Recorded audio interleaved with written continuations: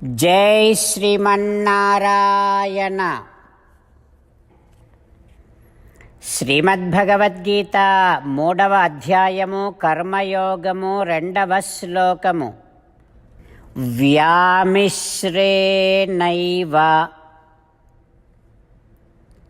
వాక్యేన బుద్ధిం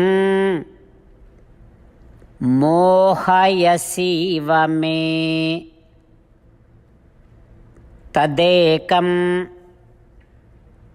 వద నిశ్చిత్య ఏన శ్రేయోహం ఆప్నుయాం.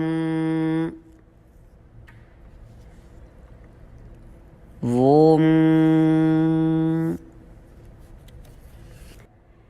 శ్రీకృష్ణ భగవానుడు అర్జునుడితో పాటు మనందరికీ ఆత్మవిద్యను ఉపదేశం చేస్తూ ఉన్నాడు.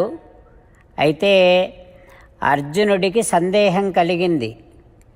అర్జునుడు అడుగుతూ ఉన్నాడు, కృష్ణ, జ్ఞానాన్ని గురించినటువంటి నువ్వు చెప్పిన మాటలు, కర్మయోగమును గురించి నువ్వు చెప్పినటువంటి మాటలు, ఆ రెండు కలిసిపోయి నా బుద్ధికి సరిగ్గా అర్థం కావటం లేదు. అందుకని ఓయి కృష్ణ, ఏది నాకు శ్రేయస్కరము అని నువ్వనుకుంటున్నావో దానిని నాకు స్పష్టంగా అర్థమయ్యేటట్టుగా అనుగ్రహించవా తండ్రి అంటూ కృష్ణ భగవానుడి పాదారవిందముల దగ్గర అర్జునుడి స్థానంలో మనమే కూర్చొని మనమే స్వామిని అడుగుతూ ఉన్నట్టుగా భావన చేస్తూ అర్జునుడు పలికినటువంటి పలుకులను మనము పలికే ప్రయత్నం చేద్దాం. వ్యామిశ్రేణేవ వాక్యేన బుద్ధిం మోహయసీవ మే తదేకం వద నిశ్చిత్య ఏన శ్రేయోహమాప్నుయాం.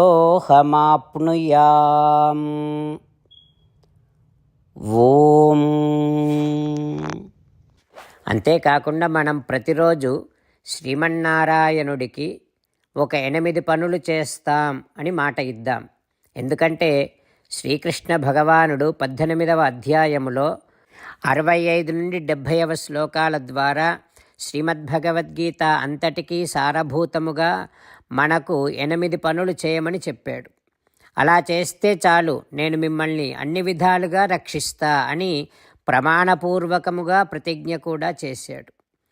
అందుకని శ్రీమద్భగవద్గీతను అంతటినీ విన్న తర్వాత అర్జునుడు కూడా చివరకు కరిష్యే వచనం తవ, కృష్ణ నువ్వు చెప్పినట్టే చేస్తా అని అన్నాడు. కనుకనే భగవానుడు అర్జునుడికి అన్ని విధాల విజయాన్ని అందించాడు. మనం కూడా ప్రతిరోజు శ్రీమన్నారాయణుడికి ఆ రకంగానే మాట ఇద్దాం. 8 పనులు చేస్తాం అని మనము మాట ఇస్తే అది అష్టాక్షరీ మహామంత్ర జపము చేసినటువంటి ఫలితాన్ని మనకు ప్రతిరోజు ఇస్తుంది. ఇట్లా మాట ఇవ్వటం కంటే గొప్ప పూజ, యజ్ఞము, తపస్సు మరొక్కటి లేనే లేదు. అందుకని నేను అంటూ ఉంటాను, మీరు మనస్సులో భావిస్తూ ఉండండి. ఈ రకంగా మనము మాట ఇస్తూ ఉంటే శ్రీకృష్ణ భగవానుడి ముఖారవిందములో కలిగేటటువంటి ఆనందాన్ని మనం ప్రతిరోజు దర్శిద్దాం, ఆస్వాదిద్దాం. జై శ్రీమన్నారాయణ. హో శ్రీమన్నారాయణ, నువ్వు చెయ్యమన్నట్టే నేను నిన్నే సంతతము ధ్యానము చేస్తూ ఉంటా. హో శ్రీమన్నారాయణ, నువ్వు చెప్పినట్టే నేను నీ భక్తుడిగానే ఉంటా.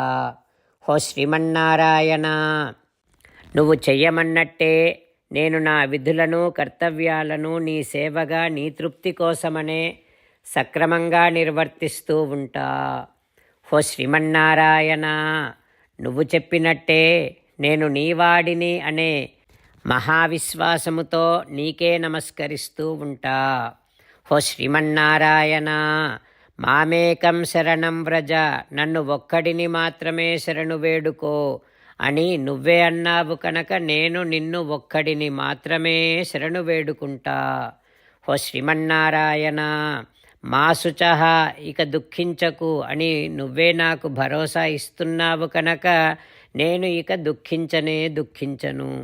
ఓ శ్రీమన్నారాయణ, నువ్వు చెప్పినట్టే నువ్వు నా కోసమని అనుగ్రహించినటువంటి శ్రీమద్భగవద్గీతను ప్రతిరోజు కనీసము ఒక్క శ్లోకాన్నైనా జ్ఞాపకం చేసుకుంటూ శ్రీమద్భగవద్గీతను అనుసంధానము చేస్తూ ఉంటా. ఓ శ్రీమన్నారాయణ, నువ్వు చెప్పినట్టే నువ్వందరి కోసమని చెప్పినటువంటి శ్రీమద్భగవద్గీతను తెలియని భక్తులందరికీ తెలియచేసే నా వంతు ప్రయత్నాన్ని నేను నిరంతరము కొనసాగిస్తూనే ఉంటా. ఓ శ్రీమన్నారాయణ, నేను నువ్వు చెప్పినట్టే చేస్తా, నీకు నచ్చినట్టే ప్రవర్తిస్తా, నీకోసమే పని చేస్తూ ఉంటా. కరిష్యే వచనం తవ. ఇప్పుడు శ్రీమద్భాగవతాన్ని అనుసంధానం చేసుకుందాం. శ్రీమద్భాగవత గ్రంథానికి నమస్కారం. నిగమకల్పతరోర్గళితం ఫలం సుఖముఖాదమృతద్రవ సంయుతం పిబత భాగవతం రసమాలయం ముహురహో రసికా భువి భావుకాః. శ్రీసుఖ యోగీంద్రుల వారికి నమస్కారం.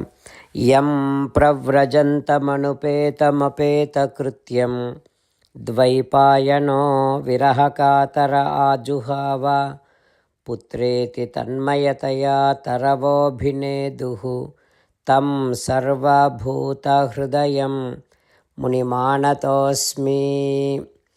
నరనారాయణులకు, చతుర్ముఖ బ్రహ్మకు, సరస్వతీదేవికి, వ్యాసమహర్షుల వారికి నమస్కారం.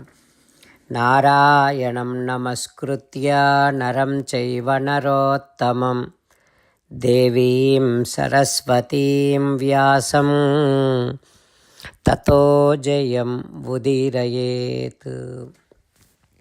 శ్రీమద్భాగవతము 9వ స్కంధములో సూత మహాముని శౌనకాది మహర్షులందరికీ ప్రవచనం చేస్తూ ఈ రకంగా చెబుతూ ఉన్నాడు. ఓ మహర్షులారా, శ్రీసుఖ యోగీంద్రుల వారు పరీక్షిన్నరేంద్రుడికి శ్రీమద్భాగవతాన్ని ఉపదేశం చేస్తూ ఇలా చెబుతూ ఉన్నాడు. ఓ పరీక్షిన్నరేంద్ర, వరుణదేవుడు వచ్చి హరిశ్చంద్రునితోని, ఓ హరిశ్చంద్ర, నీ కుమారునికి దంతములు పుట్టినవి కనుక ఇక యజ్ఞం చెయ్యి అని అనగానే హరిశ్చంద్రుడు ఆ దంతాలు రాలిన తర్వాత ఆ శిశువు, ఆ పశువు యజ్ఞమునకు తగినవాడవుతాడు, అర్హుడవుతాడు అని అన్నాడు. సరే, కొంతకాలానికి దంతాలు రాలిపోయాయి. తరువాత మళ్ళీ వరుణదేవుడు వచ్చి, ఓ హరిశ్చంద్ర, ఇప్పుడు దంతములు రాలినవి కనుక యజ్ఞం చేయమన్నాడు.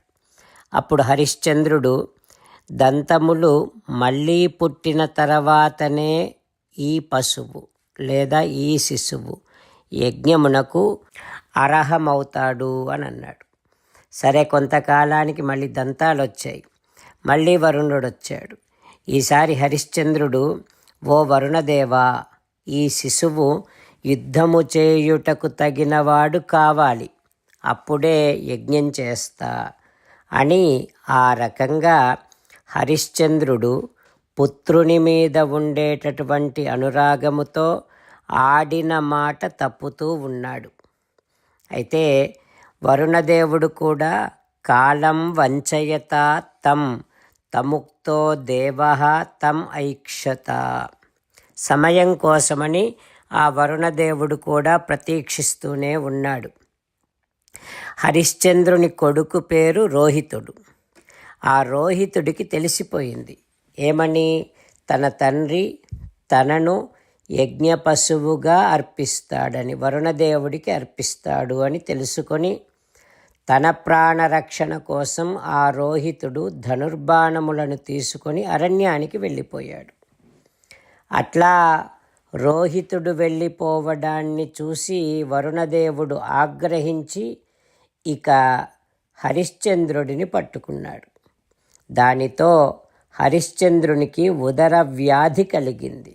తండ్రికి ఉదర వ్యాధి వచ్చింది అని తెలుసుకొని రోహితుడు మళ్ళీ వెనక్కి రావడానికి సిద్ధపడ్డాడు. కానీ దేవేంద్రుడు వద్దన్నాడు. ఓ రోహిత, భూమే పర్యటనం పుణ్యం తీర్థక్షేత్ర నిషేవనై. నువ్వు వెనక్కి వెళ్ళకుండా ఈ లోకములో ఉన్నటువంటి పుణ్యక్షేత్రాలను పుణ్యతీర్థాలను పర్యటిస్తూ ఉండు అని దేవేంద్రుడు రోహితునికి చెప్పాడు. ఆ తర్వాత ఏం జరుగుతుందో రేపు తెలుసుకుందాం. ఓం శ్రీకృష్ణ పరబ్రహ్మణే నమః. ఓం అస్మద్గురుభ్యో నమః. ముకుందమాల. కృష్ణో రక్షతు నో జగత్రయగురుః కృష్ణం నమస్యామ్యహం. కృష్ణేనామరశత్రవో వినిహతాః కృష్ణాయ తస్మై నమః. కృష్ణాదేవ సముత్థితం జగదిదం కృష్ణస్య దాసోऽస్మ్యహం. కృష్ణే తిష్టతి విశ్వమేతదఖిలం. హే కృష్ణ సంరక్ష మాం. శ్రీమద్భగవద్గీత 3వ అధ్యాయము 2వ శ్లోకము. వ్యామిశ్రేణేవ వాక్యేన బుద్ధిం మోహయసీవ మే. తదేకం వద నిశ్చిత్య येन श्रेयोऽहमाप्नुयाम्. व्यामिश्रेणेव वाक्येन बुद्धिं मोहयसीव मे. तदेकं वद निश्चित्य येन श्रेयोऽहमाप्नुयाम्.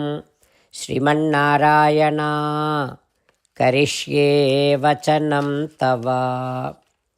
सर्वं श्रीकृष्णार्पणमस्तु. जय श्रीमन्नारायण.